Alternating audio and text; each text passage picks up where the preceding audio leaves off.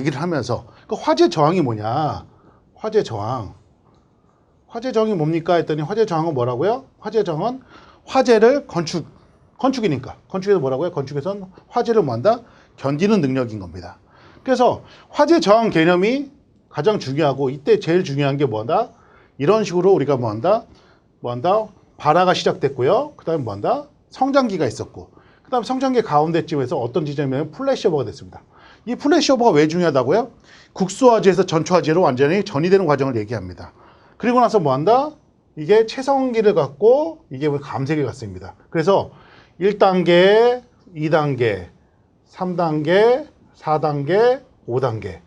예전에 저희가 10년 전에 넘게 배웠을 때 책에는 이거를 구획하지 5단계라고 불렀고요. 최근은 뭔다? 이거를 요렇게 그래서 플래시오버 이전, 플래시오버 이후, 포스트. 그걸 다른 말로 또 여기는 또 연료가 지배한다고 해서 연료 지배형 화재, 이쪽은 뭐한다? 환기 지배형 화재라고 저희가 또 말씀을 드렸던 겁니다. 자, 그런데 이런 여기에서 화재 저항 견디는 능력은 발화는 뭐한다? 우리가 발화에서는 방염이라는 게 중요하다고 했습니다. 그렇죠? 그래서 소방에서 방염이 왜 중요합니까? 했더니 방염이 소방의 하나의 업 영역으로 들어와 있던 거죠. 그래서 방염 공사, 방염 시공업이 생긴 겁니다. 그러니까 방염은 굉장히 인테리어적인 일이에요. 방염 페인트라든가 방염 필름이라든가 뭐 이런 것들이 있는데 그러다 보니까 누가 한다? 소방은 소방인데 소방 인테리어 쪽에서 하시는 분들이 해서 이 중에서 뭐가 나온다? 다중이라는 얘기가 나옵니다. 그래서 다중이용업소 또는 11층 이상 건축물, 어떤 건축물, 뭐 노인시설, 뭐 우리가 또 의료시설 이런 경우는 거기에 들어가는 어떤 물건은 방염을 해야 됩니다라고 얘기를 했고 그 방염 물품이나 방염에 대해서는 또 앞전에 조금 말씀을 드렸습니다.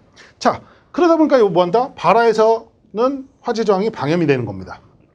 자, 여기 화재 성장기 2번이라고 되는 성장기에서 화재 저항 거기서 막아주는 건 뭐라고 그런다? 마감재인데 마감재는 뭐한다? 건물이 외부에서 외부 마감재 건물이 내부에 있으면 내부 마감재인데 외부 마감재는 화재 성장기에서 막아주는 것보다 뭐한다?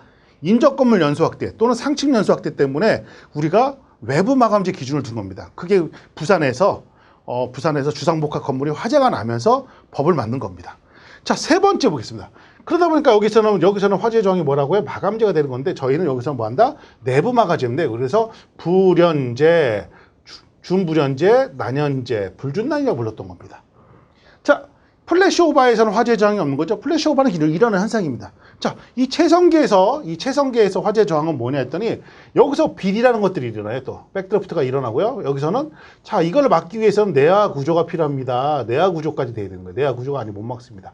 그래서 내화 구조가 나온 거고 내화 구조가 뭐란다? 체성계 화재 저항입니다. 그런데 이런 것들이 되는 걸 뭐한다? 다시 뭐 하는 거예요? 구획화되는 거죠. 그래서 구획을 하는데 이거를 뭐라 부른다?